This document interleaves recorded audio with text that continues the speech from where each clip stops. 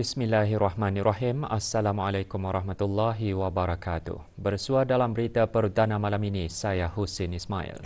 Dan saya Norbaizura Andy. Berita-berita utama malam ini.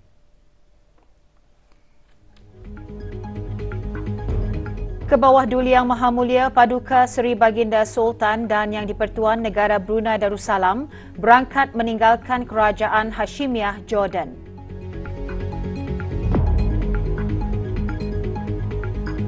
Pelaksanaan sistem meter pintar bergabung mendidik pengguna lebih berjimat dalam penggunaan elektrik dan air.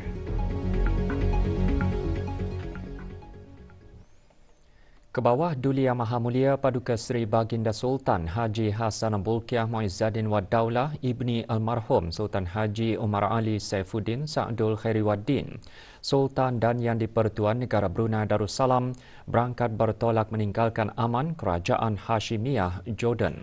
Berangkat mengiringi Kebawah Duli Yang Maha Mulia ialah Duli Yang Teramat Mulia Paduka Seri Pangeran Muda Abdul Matin.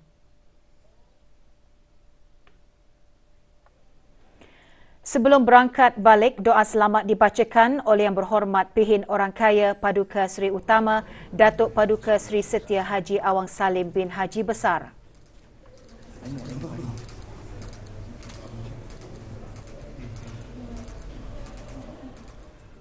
Hadir di Royal Pavilion, lapangan terbang antarabangsa Queen Alia bagi menyembahkan selamat berangkat Tuan Yang Terutama Haji Mahadi bin Haji Maidin, Duta Besar Istimewa dan Mutlak Negara Brunei Darussalam ke Kerajaan Hashimiyah Jordan. Keberangkatan Kebawah Duli Yang Maha Mulia ke istiadat perkahwinan di Raja Jordan jelas mencerminkan hubungan akrab antara negara Brunei Darussalam dan Jordan. Semasa berada di Jordan, baginda juga berkenan menerima junjung ziarah dan beramah mesra dengan para pelajar yang menuntut di sana. Detik-detik bersejarah keberangkatan baginda itu dimuatkan dalam sorotan Majlis Perkahwinan di Raja Jordan dan Majlis Bersama Rakyat dan Penduduk serta penuntut negara Brunei Darussalam yang berada di Jordan.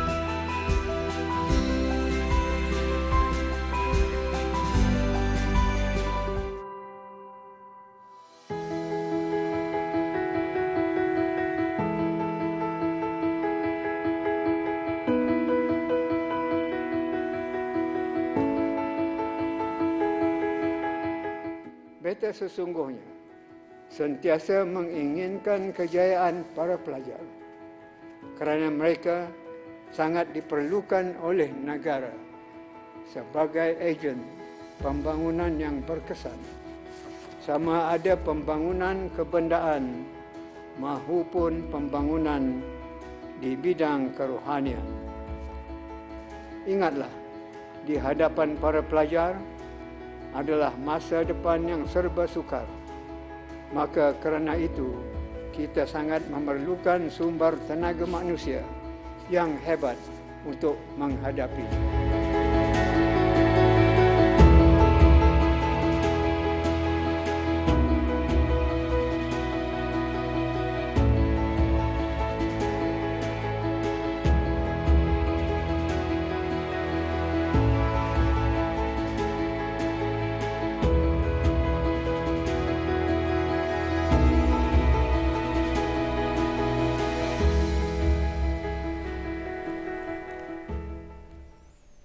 Pelbagai isu dan inisiatif keselamatan yang berkepentingan dibincangkan semasa dialog Shangri-La SLD ke-20 anjuran International Institute for Strategic Studies IISS. Membuka tirainya pada 2 Jun 2023, SLD yang berlangsung di Hotel Shangri-La, Republik Singapura dijadual melabuhkan tirainya esok. Mengetuai delegasi negara Brunei Darussalam ke dialog tersebut, Yang Berhormat Pihin Datu Laila Raja, Major General Bersara, Datuk Paduka Sri Haji Awang Halbi bin Haji Muhammad Yusof, Menteri di Jabatan Perdana Menteri dan Menteri Pertahanan kedua. SLD tahun ini dihadiri oleh lebih 550 perwakilan pertahanan dan keselamatan daripada lebih 40 buah negara. Turut menyertai Major General Datuk Paduka Sri Haji Muhammad Hazaimi bin Bol Hassan, Pemerintah Angkatan Bersenjata di Raja Brunei ABDB. Menteri di Jabatan Perdana Menteri dan Menteri Pertahanan kedua juga menghadiri majlis resepsi bagi Menteri-Menteri Pertahanan yang dihoskan oleh Tuan Yang Terutama Dr. Ng Eng Hen, Menteri Pertahanan Republik Singapura. Sebagai mesyuarat sampingan SLD, Menteri di Jabatan Perdana Menteri dan Menteri Pertahanan kedua juga menghadiri mesyuarat pelbagai hala di antara Amerika Syarikat dan negara-negara Asia Tenggara. Mesyuarat dipengerusikan oleh Yang Berhormat Lloyd James Austin, Setiausaha Pertahanan Amerika Syarikat. Menteri di Pejabat Perdana Menteri dan Menteri Pertahanan kedua juga mengadakan perjumpaan dua hala dengan Tuan Yang Terutama Dr. Ng Eng Hen, Menteri Pertahanan Republik Singapura, dengan kedua-dua menteri mengesahkan hubungan pertahanan dua hala yang sangat baik dan lama terjalin di antara kedua-dua negara. Kedua-dua belah pihak juga mengakui pertukaran dan kerjasama erat antara kedua-dua pertubuhan pertahanan dan ketenteraan. Juga hadir Tuan Yang Terutama Datuk Paduka Haji Siddiq bin Ali, Pesuruhjaya Tinggi Negara Brunei Darussalam ke Republik Singapura.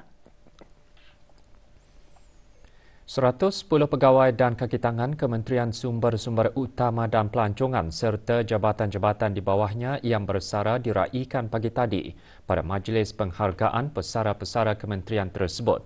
Majlis berlangsung di Kementerian Sumber-Sumber Utama dan Pelancongan. Penyampaian sijil perkhidmatan dan cenderahati disempurnakan oleh Yang Berhormat Datuk Seri Setia Dr. Haji Abdul Manaf bin Haji Metusin, Menteri Sumber-Sumber Utama dan Pelancongan. Majlis bertujuan meraikan para pesara dan sebagai tanda penghargaan atas jasa dan sumbangan bakti mereka sepanjang berkhidmat. Dan nyata pesara-pesara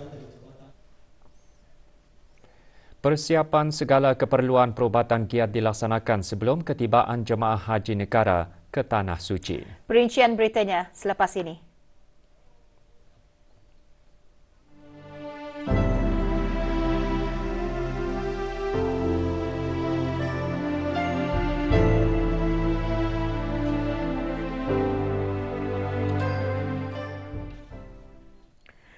Perkembangan di Tanah Suci. Rombongan perubatan haji giat membuat persiapan daripada segi aspek kesihatan bagi memeduli kesihatan dan kesejahteraan bakal jemaah haji negara. Kita ikuti laporan bersama Adi Zulhazmi Muhammad Salih.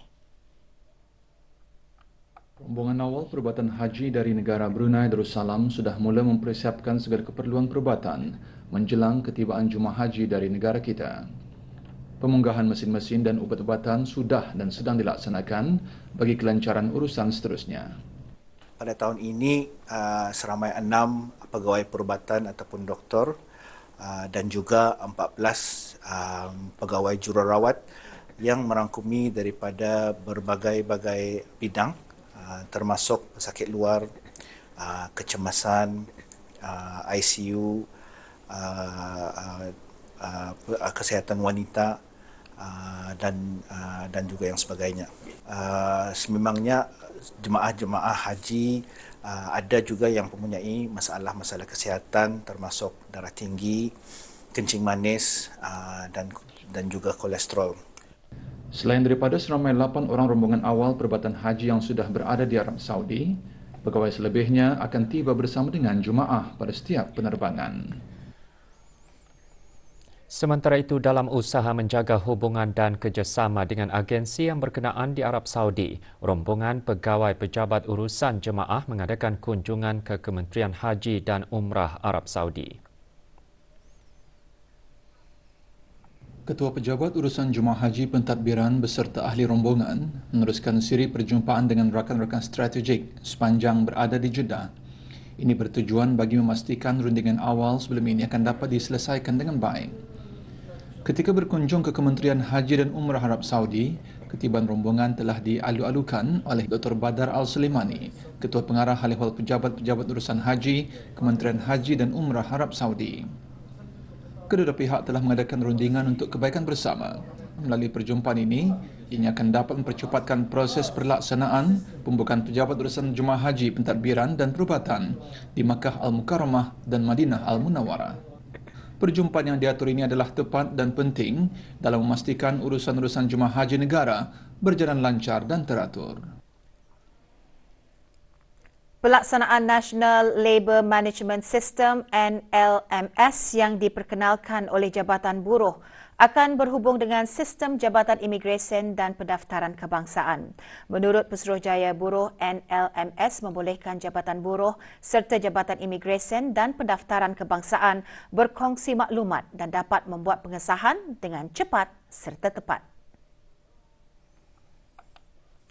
Dalam temu bual bersama RTB, Awang Muhammad Saufi bin Haji Ibrahim, Pesuruhjaya Buruh berkata manfaat NLMS antaranya pengurangan penyerahan keperluan bagi salinan dokumen wajib hard copy, pengurangan bilangan kekerapan orang ramai berurusan ke kaunter dan jumlah statistik yang tepat dan boleh dipercayai. Juga dikongsikan mengenai tata cara pendaftaran melalui NLMS.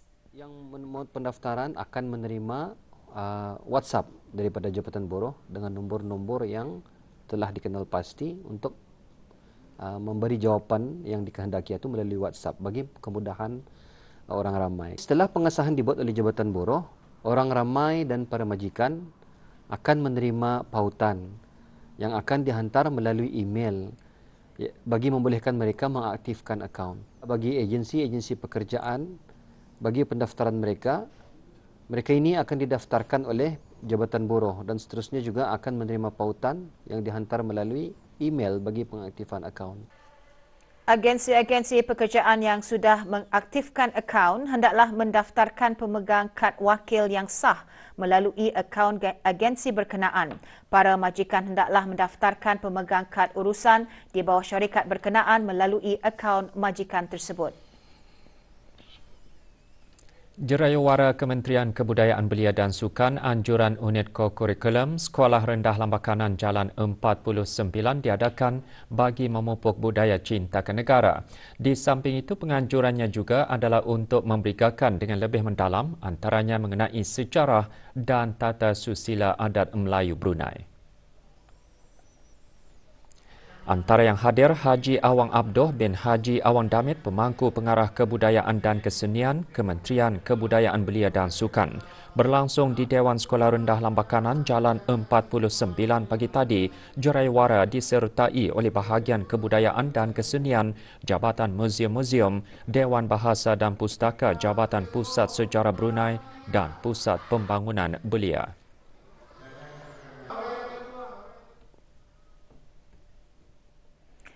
Penggunaan sistem meter pintar bergabung USMS akan lebih memudahkan para pelanggan untuk menambah nilai kredit dengan hanya di hujung jari. Sejak diperkenalkan pada Oktober 2022, jumlah pemasangan meter bagi kedua-dua elektrik dan air adalah melebihi 10,000 unit. Perincian mengenai USMS dikongsikan semasa taklimat dan penerangan sistem tersebut bagi para penghulu mukim dan ketua kampung di daerah Belait pagi tadi. Dalam taklimatnya, Awang Amzizul bin Haji Shahbuddin, penolong pengurus teknikal DSTN, antara lain menyentuh mengenai pemasangan meter pintar USMS tersebut. Hadir ahli-ahli Majlis Mesyuarat Negara. Pengguna boleh mengawal penggunaan utiliti elektrik dan air ini dan boleh menjimatkan pembelanjaan. Bagi daerah Belait, jumlah penukaran yang telah dibuat bagi elektrik ialah 395 unit dan bagi meter ialah 262.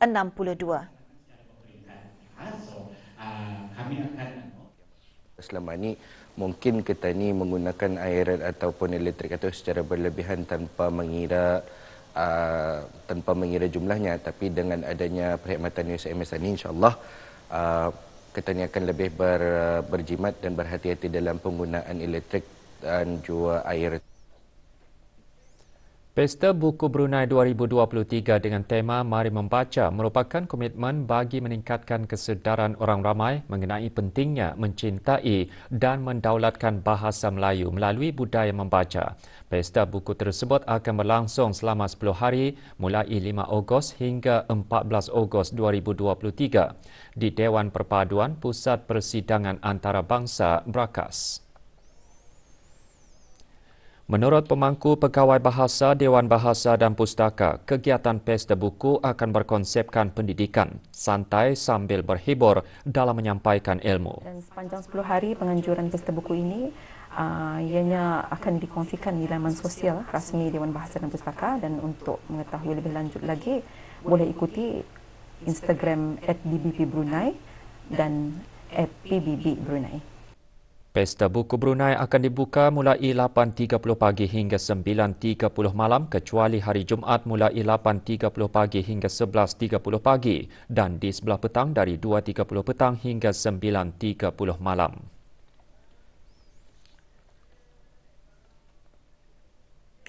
Creative Space menganjurkan pameran lukisan solo Reminiscences oleh Datuk Paduka Haji Haini bin Haji Hashim. Pameran di bawah program Pause and Rewind dibuka bagi kunjungan orang ramai sehingga 9 Julai 2023 di bangunan Commercial Gallery Creative Space, Kampung Sengkurong. Lebih 100 karya seni lukisan dipamerkan bermula dari menggunakan cat akrilik dan cat minyak yang dihasilkan dari tahun 2015 hingga 2023.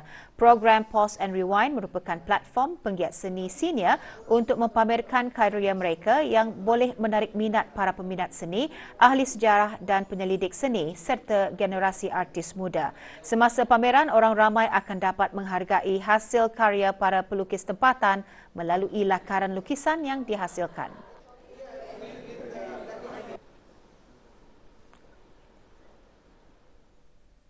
Saya menyukai alam semula jadi, pemandangan landscape, seascape, riverscape, forestscape. Saya juga suka menggabungkan semuanya itu menjurus kepada bunga yang mana mengkreat satu corak-corak warna. Jadi saya menyukai warna. Lepas itu suasana. Suasana ini yang penting ialah saya menyukai tengah hari. Harga tertakluk kepada besar dan kecilnya kanvas yang dibuat dan warna yang dipakai, subjek dan objek yang ada di dalam kanvas itu. Kementerian Hal Ehwal Ugama akan mengadakan Expo Antarabangsa Produk dan Perkhidmatan Halalan Thaiban selama 3 hari bermula 5 Jun ini di Balai Khazanah Islam Sultan Haji Hassanal Bolkiah. Expo akan menampilkan peniaga-peniaga produk yang mempunyai sijil halal dan permit halal serta syarikat-syarikat pelaburan langsung asing yang terlibat secara langsung dengan industri halal.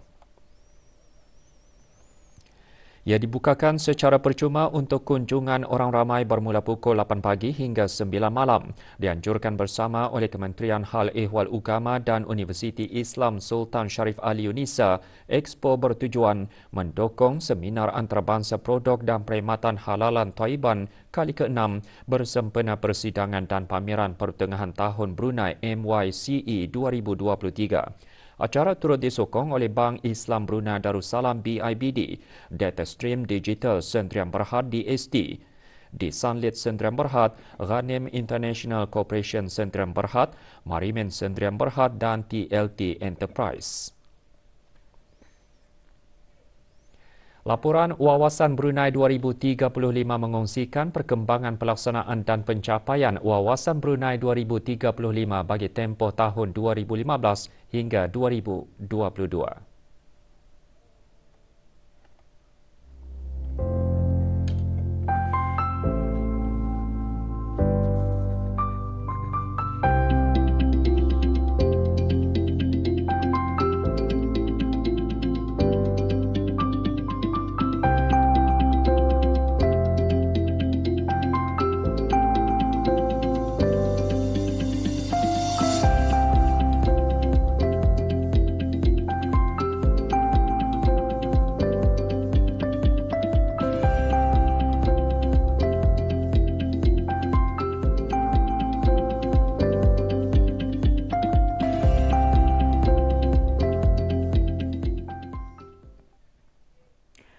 Keputusan tawaran tertutup tanda pengenalan kenderaan TPK bagi siri BBE melalui One Week Bid diumumkan melalui laman sesawang Jabatan Pengangkutan Darat JPD di www.jpd.bn dan juga di www.nomborku.gov.bn hari ini. Dalam siaran akhbar, JPD memaklumkan semua penanda yang mengikuti tawaran tertutup TPK sama ada berjaya atau sebaliknya juga akan menerima email mengenai keputusan tawaran tersebut melalui email yang telah didaftarkan bersama pihak JPD.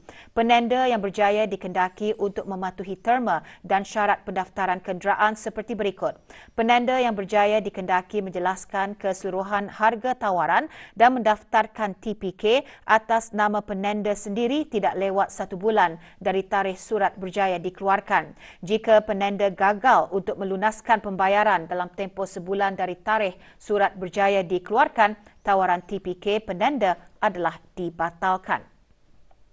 Pertanyaan lanjut hubungi JPD semasa waktu pejabat melalui talian 2451990, 2451991, WhatsApp 7181 641 atau melalui email info_itd@jpd.gov.bn atau layari laman sesawang www.jpd.gov.bn dan Instagram @jpd.bn.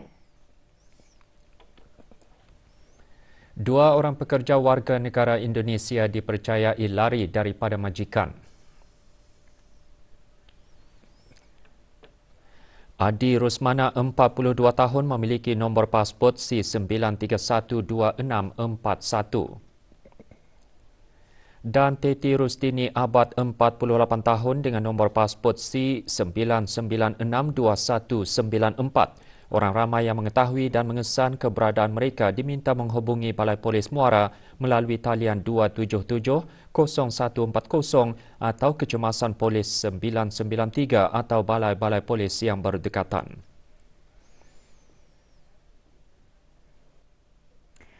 Upacara menaikkan bendera negara-negara ASEAN dan bertukar-tukar cederhati Sukan ASEAN Para Games diadakan pagi tadi di kawasan perkeliling Merodok Teko National Stadium, Kemboja. Mewakili negara ke upacara tersebut, Awang Ali Yusri bin Haji Abdul Ghafur, Chef de Mission dan Presiden Majlis Paralimpik Brunei Darussalam. Upacara dimulakan dengan ucapan Tuan Yang Terutama Hon Mani, Member of the National Assembly of Cambodia.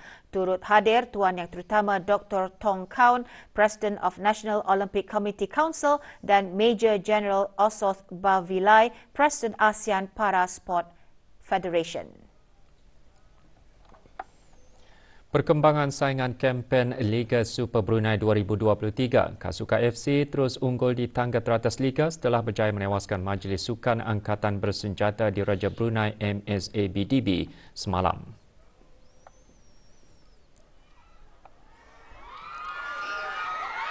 Dalam perlawanan yang berlangsung di Kompleks Sukan Berakas ini, Kasuka FC jersey hitam menang bergaya 3-0 ke atas MSABDB. Dengan kemenangan ini, Kasuka FC mengekalkan rekod tanpa kalah dengan mengutip 21 mata daripada 7 perlawanan.